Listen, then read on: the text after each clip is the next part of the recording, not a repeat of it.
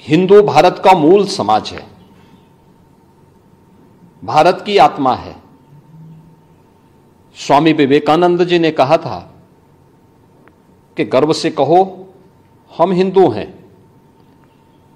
हिंदू कोई जाति सूचक शब्द नहीं है, कोई संप्रदाय सूचक शब्द नहीं है।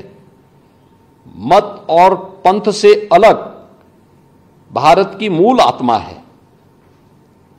श्री राहुल गांधी के इस बयान ने, जिसमें हिंदुओं को बारे में जो टिप्पणियां की हैं, यह सत्य से परे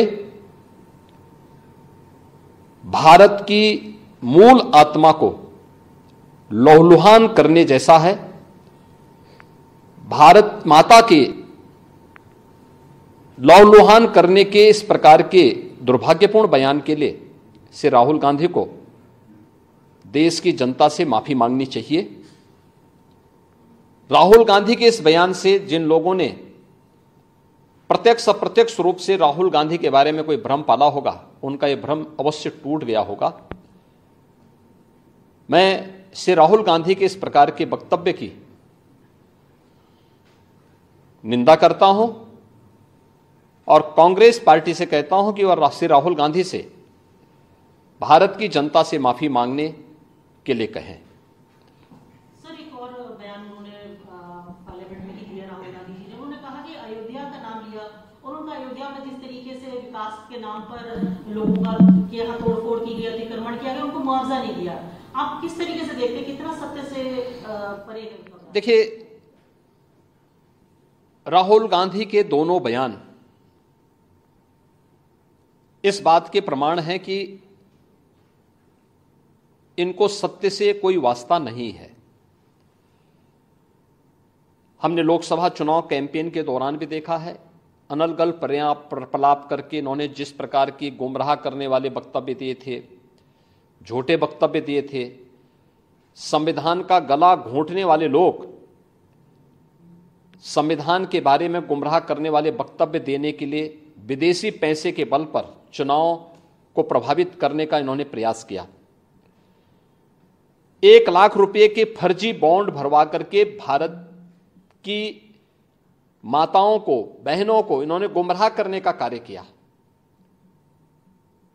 और आज जो बयान फिर से राहुल गांधी ने दिए हैं, वे अत्यंत निंदनीय हैं और शर्मनाक भी।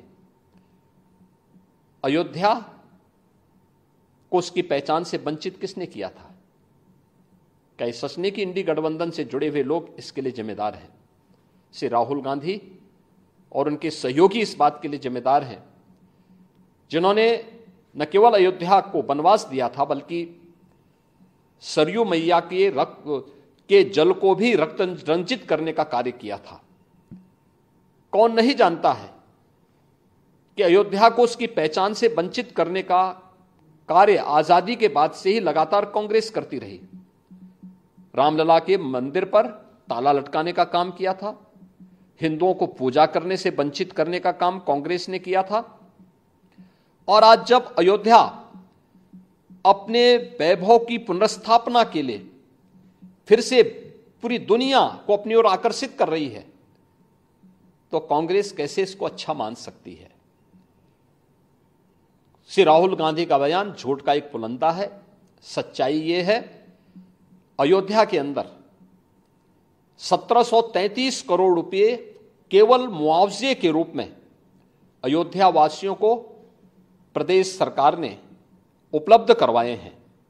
चाहे वह भक्ति पथ हो, राम पथ हो, जन्मभूमि पथ हो, चाहे वह एयरपोर्ट के निर्माण का हो, चाहे वह 14 कोसी परिक्रमा के मार्ग का हो, एक एक वहां के नागरिक को, जिसके नाम पे जमीन थी, जिसके नाम पे दुकान थी, जिसके पास दुकान का पोजीशन था, उन्हें प्रॉपर कंपनसेशन दिया गया। प्रॉपर कंपनसेशन देने के साथ ही जो दुकानें थीं, जो अपने पीछे दुकान बना सकते थे, उनके लिए उस प्रकार की एफआईआर में छूट दी गई। जिन लोगों के पास उस प्रकार की स्पेस नहीं थी, उनके लिए मल्टी लेवल कॉम्प्लेक्स बना करके वहां पर उन्हें शॉपिंग कॉम्प्लेक्स में उन्हें स्थान देने की कार्य को आगे बढ़ाया गया।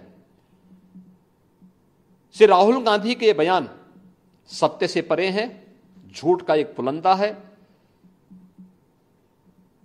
उत्तर प्रदेश और अयोध्या को बदनाम करने की साजिश है और भारत की छवि को, अयोध्या धाम की छवि को दुनिया के अंदर खराब करने की अपनी उस मानसिकता का हिस्सा है जो एक्सीडेंटल हिंदू लगातार आजादी के बाद से करते रहे हैं। लेकिन इसका जवाब समय आने पर अयोध्या की जनता भी और देश की जनता भी कांग्रेस पार्टी और इंडी गठबंधन को देगी।